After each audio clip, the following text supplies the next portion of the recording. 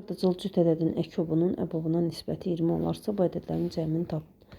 Ardıcıl ədədlərimizin birini n, birini n üstəgəl 2 kimi yazsaq, bunların ekobu n vurulsun, n üstəgəlinsin 2, bölünsün 2 olacaq. Məsəl üçün bunu 4 və 6-nın ekobundan baxa bilərsiniz. 4 ilə 6-nın ekobu 12-yə bərabərdir və 4-ü 6-ya vurub 2-yə böldükdə də 12 alınır.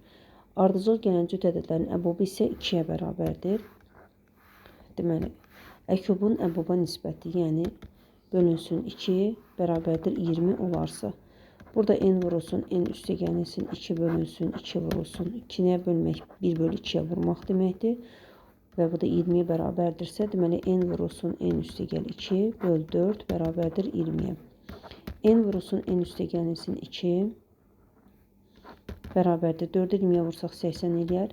80-in hansı iki ardıcıl cüt ədədin hasili kimi yazmaq olar? Əlbəttə ki, 8 ilə 10-un hasili kimi. Deməli, n burada 8 olacaq, digər ədədimiz isə 10 olacaq. Bizdən bu ədədlərin cəmini istəyir. 10 ilə 8-in cəmi 18.